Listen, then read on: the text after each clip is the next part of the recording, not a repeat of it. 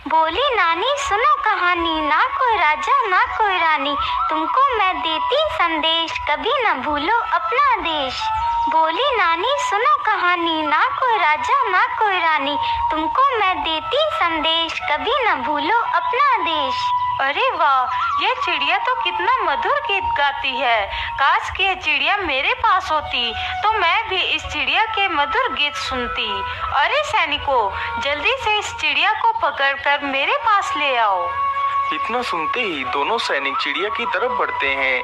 चिड़िया ने जैसे ही उन दोनों सैनिकों को अपनी ओर आते हुए देखा, वह तुरंत वहां से उड़ जाती है।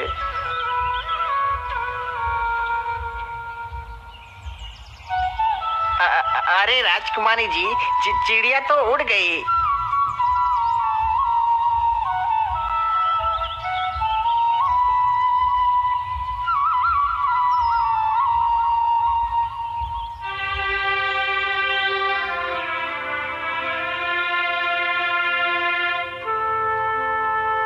लेकिन राजकुमारी जी, चिड़िया का तो कोई पता नहीं है, वो कहाँ चली गई है। आखिर हम उसे कैसे ढूंढ सकते हैं? पिताजी, मुझे कुछ भी नहीं पता। मुझे तो बस वह चिड़िया चाहिए। यदि मुझे वह चिड़िया नहीं मिली तो मैं अन्न जल कुछ भी ग्रहण नहीं करूंगी। अच्छा, ठीक है राजकुमारी जी, तुम दुखी मत हो, मैं उस चिड़िया को जरूर पकड़वाऊंगा। अरे सैनिकों, जाओ और हमारे राज्य से किसी चिड़ी मार को लेकर आओ। राजा का आदेश होते ही सैनिक तुरंत राज्य में जाते हैं और एक चिड़ी मार को बुलाकर ले आते हैं। बोलिए महाराज, हमारे लिए क्या आदेश है? आपने हमें क्यों बुलाया है? अरे बहलिए, तुम जल्दी जाओ और उस गाना गाने वाली चिड़िया को पकड़ कर लेकर आओ। यदि तुम उस चिड़िया को पकड़ कर ले आओगे तो मैं तुम्हें 100 सोने की मोहरें दूंगा। इतना सुनकर वह बहेलिया चिड़िया पकड़ने के लिए जंगल की ओर निकल पड़ता है।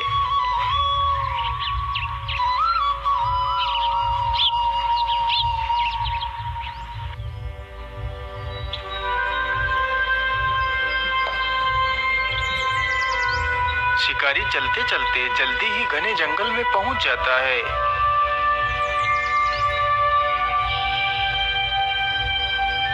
बोली नानी सुनो कहानी, ना कोई राजा ना कोई रानी, तुमको मैं देती संदेश, कभी न भूलो अपना देश। अरे वाह, इतने मीठे स्वर में कौन गा रहा है? लेकिन आसपास तो कोई भी नजर नहीं आ रहा है। कहीं ये गाना वो चिड़िया ही तो नहीं गा रही है जिसकी बात महाराज ने कही थी? हाँ, मुझे तो लगता है ये वही चिड़िया है। चलो चलकर देखता हूँ। इतना सोचकर शिकारी उधर को ही चल पड़ता है जिधर से वह आवाज आ रही थी।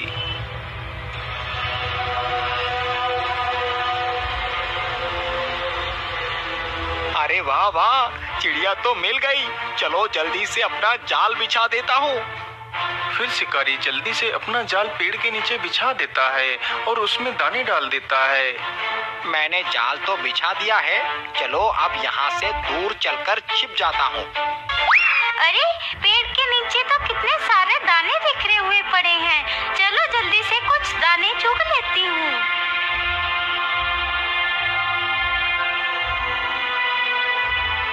अरे वाह, चिड़िया तो फंस गई। चलो जल्दी से इसे पकड़ लेता हूँ। इतना सोचकर शिकारी जैसे ही जाल के पास पहुँचता है तभी वह चिड़िया उस जाल से निकलकर उड़ जाती है। अरे रे, ये क्या हुआ? ये चिड़िया जाल से कैसे निकल गई है? जबकि ये चिड़िया जाल में तो अच्छी तरह फंसी हुई थी। कहीं ये चिड़िया कोई भूत तो नहीं है? चलो मैं वापस लौट जाता हूँ।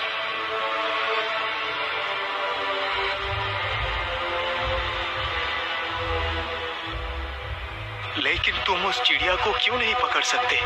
महाराज, वो कोई साधारण चिड़िया नहीं है। मुझे तो लगता है महाराज, वो चिड़िया जरूर कोई भूत है, क्योंकि आज तक मेरे जाल में फंसी कोई भी चिड़िया बाहर नहीं निकल पाई। लेकिन ये चिड़िया तो मेरे जाल से फंसकर फिर भी निकल गई। महाराज, मुझे माफ कर दीजिए, मैं उस चिड़िया को नहीं पकड़ सकता। इतना बोलकर वह बहेलिया वहां से चला जाता है।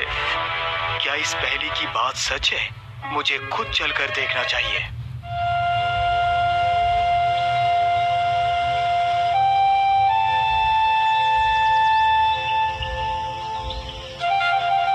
अगले ही दिन सुबह ही राजा एक पिंजरा लेता है और जंगल की तरफ निकल पड़ता है। राजा चलते चलते जल्दी ही उस जगह पर पहुंच जाता है जहां पर वह चिड़िया रहती थी। बोली नानी सुनो कहानी, ना कोई राजा ना कोई रानी, तुमको मैं देती संदेश, कभी न भूलो अपना देश। अरे वाह, ये चिड़िया तो सच में कितना मीठा गाती है। मैं ऐसा करता हूँ, यही पेड़ के नीचे दाना डालकर पेड़ के पीछे जाकर छिप जाता हूँ। चिड़िया जैसे ही नीचे उतरेगी तो मैं उसे पीछे से पकड़ लूंगा। इतना सोचकर राजा पेड़ के नीचे कुछ दाने डाल देता है और पेड़ के पीछे जाकर छिप जाता है। अरे पेड़ के नीचे तो कितने सारे दाने बिखरे हुए पड़े हैं, चलो जल्दी से कुछ दाने चुग लेती हूँ। इतना सोचकर चिड़िया दाने चुनने के लिए नीचे उतरती है। तभी राजा मौका देखकर पीछे से उस चिड़िया के ऊपर झपटता है और झट से उस चिड़िया को दबोच लेता है। अरे छोड़ दो मुझे, तुमने मुझे क्यों पकड़ा है? राजा तुरंत उस चिड़िया को पिंजरे में बंद कर लेता है और वहाँ से निकल पड़ता है। महाराज, आप मुझे बंदी बनाकर नहीं रख सकते। आखिर मैं तुम्हें अपने साथ क्यों नहीं रख सकता? चिड़िया, तू हमारे साथ बहुत खुश रहेगी। तुझे रोज रोज अच्छे अच्छे पकवान खाने को मिला करेंगे। नहीं राजन, मैं किसी के साथ बंधक बनकर नहीं रह सकती, पर हाँ एक शर्त पर रह सकती हूँ। हाँ हाँ चिड़िया, बोलो तुम्हारी क्या शर्त है? मैं तुम्हारी प्रत्येक शर्त मानने के लिए तैयार हूँ। मेरी शर्त यही है कि मैं तुम्हें एक कहानी सुनाऊंगी, तुम्हें मेरी कहानी चुपचाप सुननी होगी। यदि तुमने मेरी कहानी पर कोई भी तर्क किया तो मैं तुम्हारे पिंजरे से गायब होकर उड़ जाऊंगी। अच्छा अच्छा ठीक है, मुझे तुम्हारी शर्त मंजूर है। सुनाओ अपनी कहानी। तो फिर ठीक है राजन, सुनो मेरी कहानी। बहुत समय पहले की बात है, एक शिकारी जंगल में शिकार की तलाश में घूम रहा था। उसने एक कुत्ता पाल रखा था। वह कुत्ता शिकारी का बहुत वफादार था।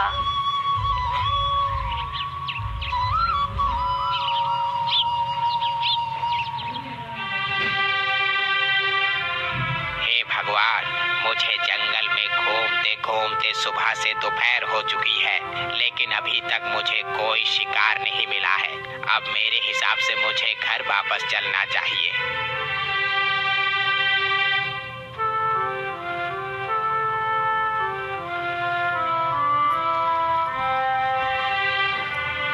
अरे कोई है, मेरी मदद करो, मैं इस जंगल में फंस गया हूँ।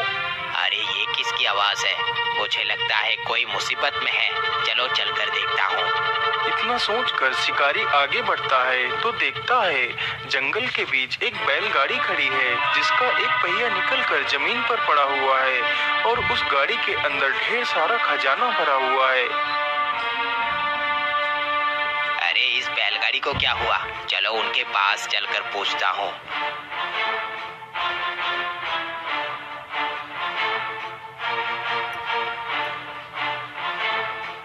अरे सेठ जी, क्या बात है? आपकी बैलगाड़ी को क्या हुआ? अरे क्या बताऊं भाई, पता नहीं कैसे मेरी बैलगाड़ी का एक पहिया निकलकर जमीन पर गिर गया, जिसकी वजह से मैं इस जंगल को पार ही नहीं कर पाया। अब तो जल्दी से शाम भी होने वाली है, क्या आप मेरी कुछ मदद कर सकते हैं? हाँ हाँ सेठ जी, क्यों नहीं, बोलिए आपको मेरी क्या सहायता चाहिए?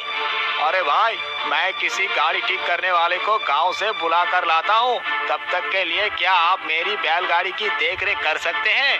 हाँ हाँ सेठ जी, क्यों नहीं, आप निश्चिंत होकर जाइए। मैं आपकी बैलगाड़ी की देखरेख की जिम्मेदारी लेता हूँ। इतना सुनते ही सेठ वहाँ से चला जाता है। शिकारी को बैठे बैठे वहाँ पर काफी समय गुजर जाता है। अब तो धीरे धीरे रात भी हो गई थी। हे भगवान, सेठ को तो गए हुए काफी समय हो चुका है, लेकिन वो अभी तक लौट कर क्यों नहीं आए? अब तक तो मुझे घर में होना चाहिए था। मेरी माँ को तो रात में दिखाई भी नहीं देता, तो फिर वो खाना कैसे बना पाएगी? मैं ऐसा करता हूँ, अपने कुत्ते को यहीं पर पहरेदारी के लिए रख देता हूँ और मैं जल्दी से खाना बनाकर वापस आ जाऊंगा। अरे शेरू, मैं घर जा रहा हूँ खाना लाने के लिए, तुम यहीं पर रुकना और अच्छे से गाड़ी की देखरेख करना। मैं जल्द ही वापस आ जाऊंगा। इतना बोलकर शिकारी वहां से अपने घर को चला जाता है और वह कुत्ता गाड़ी की देखरेख करने लगता है। कुछ देर में ही वह सेठ भी वापस आ जाता है तो देखता है कि शिकारी वहां से जा चुका है। यह देखकर उसे शिकारी के ऊपर बहुत क्रोध आया। तभी उसकी नजर उस शिकारी के कुत्ते पर पड़ती है। अरे वाह, तो इसका मतलब ये कुत्ता ही तब से मेरी बैलगाड़ी की रखवाली कर रहा था। वाकई कुत्ता कितना वफादार है। अरे तुम तो कितने बहादुर और वफादार हो। तुमने मेरे गाड़ी की अकेले ही देखरेख करी है। मैं तुमसे बहुत प्रसन्न हूँ। ये लो, मैं तुम्हें 5 सोने की मोहरें देता हूँ। अब तुम इन मोहरों को लेकर यहाँ से जा सकते हो। कुत्ता तुरंत ही उन सोने की मोहरों को अपने मुंह में रखता है और जल्दी ही अपने मालिक के पास पहुंच जाता है। अरे शेरू, तू बैलगाड़ी छोड़कर यहाँ क्यों आ गया? मैंने तुझे तो बैलगाड़ी की देखरेख करने के लिए वहाँ छोड़ा था।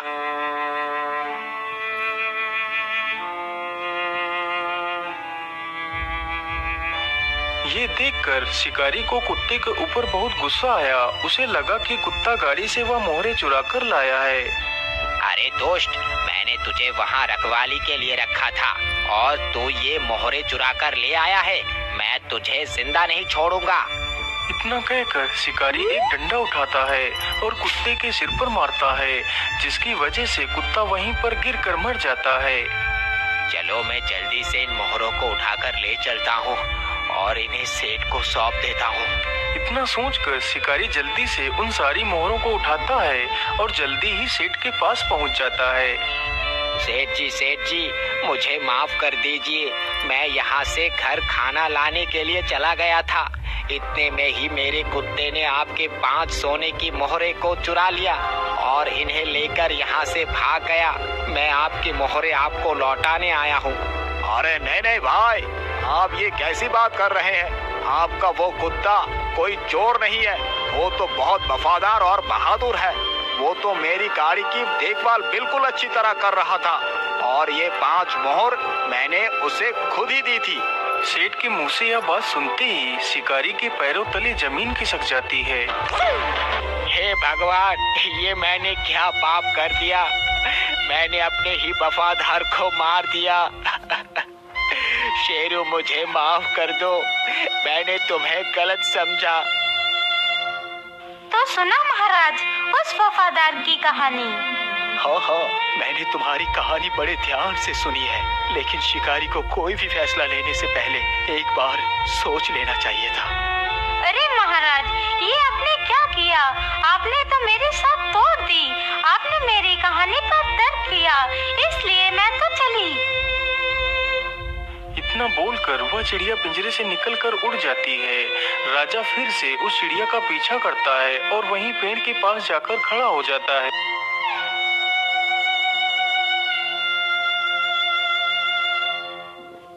हे चिड़िया, तू मुझ पर तरस खा। तू मेरे साथ मेरे महल चल। मेरी परेशानी समझ। वहाँ पर तुझे कोई भी समस्या नहीं होगी। मुझे एक मौका और दे दो। ठीक है महाराज, मैं तुम्हें एक और मौका देती हूँ। यदि इस बार तुम मुझे नहीं ले जा सके तो मैं तुम्हारे हाथ कभी नहीं आऊंगी। इतना बोलकर चिड़िया फिर से राजा के पिंजरे के अंदर आ जाती है। चलो राजन, मुझे अपने साथ ले चलो। इस बार मैं तुम्हें एक और कहानी सुनाती हूँ, लेकिन मेरी शर्त वही है। अच्छा, ठीक है। इस बार तो शर्त मैं ही जीतूंगा। महाराज, मेरी दूसरी कहानी सुनो। बहुत समय पहले की बात है। रत्नगढ़ नामक राज्य में घोर सूखा पड़ा था, तो धीरे धीरे गांव के सारे लोग गांव छोड़कर शहर को चले गए थे, सिवाय एक व्यक्ति के जिसका नाम शामू था। हे भगवान, धीरे धीरे गांव के सारे लोग गांव छोड़कर चले गए। बस एक मैं ही बचा हूँ यहाँ। अब तो इस तालाब का भी पानी लगभग खत्म ही हो गया है। यदि पानी नहीं मिलेगा तो मैं जीवित कैसे रह पाऊंगा? मैं ऐसा करता हूँ, कल सुबह ही मैं ये गांव छोड़कर कहीं दूसरे शहर चला जाऊंगा। यदि जीवित रहूंगा तो कहीं भी कमा कर खा लूंगा। यदि प्राण ही नहीं रहेंगी तो गांव में रहने का क्या फायदा?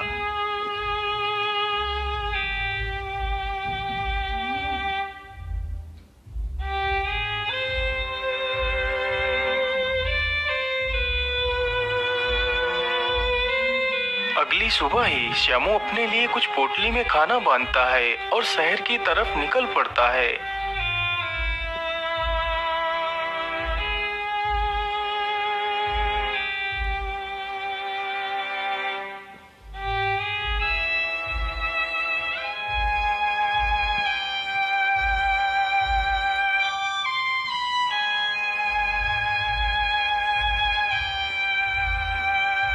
श्यामू चलते चलते काफी ज्यादा थक चुका था और उसे बहुत जोर की प्यास भी लगी थी। हे भगवान, इतनी कड़कती धूप में पैदल चलना कितना मुश्किल है और ऊपर से इतनी जोर की प्यास भी लगी है। क्या करूं? पानी कहां से लाऊं?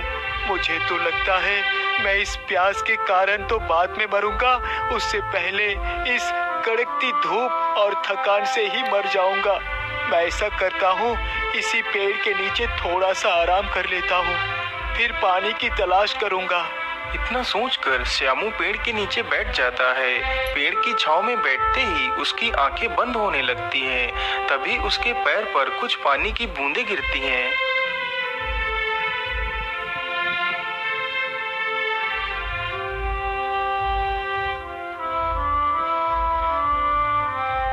अरे ये क्या? पेड़ के ऊपर से तो पानी की बूंदें गिर रही है। चलो, मैं जल्दी से इन बूंदों को एक बर्तन में एकत्रित कर लेता हूँ। श्यामू जल्दी से अपने आसपास देखता है तो उसे एक घड़े का टूटा हुआ टुकड़ा मिलता है। तो वह उस टुकड़े को हाथ में पकड़कर वहीं पर खड़ा हो जाता है। धीरे धीरे वह टुकड़ा पानी से भर जाता है। पानी तो भर गया है, चलो मैं जल्दी से इसे पी लेता हूँ। तभी एक कौवा श्यामू के पानी पर झपटता है और सारा पानी जमीन पर गिरा देता है। अरे दुष्ट कौवे, मैं तुझे जिंदा नहीं छोड़ूंगा, तूने मेरा सारा पानी गिरा दिया। इतना बोलकर श्यामू उस कौवे के पीछे दौड़ पड़ता है। वह दौड़ते दौड़ते काफी दूर निकल जाता है। आज तो मैं तुझे जीवित नहीं छोड़ूंगा, रुक, तुझे मजा चखाता हूँ। श्यामू वहीं पर पड़े एक पत्थर को उठाता है और कौवे को फेंक कर मारता है। पत्थर लगते ही कौवा नीचे गिरता है और मर जाता है। अरे ये क्या? यहाँ पर तो एक नदी है। इस कौवे को तो मैंने बेकार में ही मार दिया। इसकी वजह से तो मुझे ये नदी मिली है। खैर, पानी तो मुझे उस पेड़ के पास भी मिल रहा था, लेकिन इस दुष्ट कौवे ने मेरा सारा पानी गिरा दिया था। चलो, मैं जल्दी से थोड़ा सा पानी पी लेता हूँ। इतना सोचकर श्यामू जल्दी से पानी पी लेता है। आहा, अब मेरी आत्मा को शांति मिली। चलो, अब जल्दी से अपनी खाने की पोटली को जलकर उठाता हूँ। फिर श्यामू जल्दी ही उस पेड़ के पास पहुँच जाता है। अरे वो पानी तो अभी भी टपक रहा है, लेकिन इस पेड़ पर पानी आ कहाँ से रहा है? श्यामू जैसे ही अपना सिर उठाकर पेड़ की तरफ देखता है तो पेड़ की डाल पर एक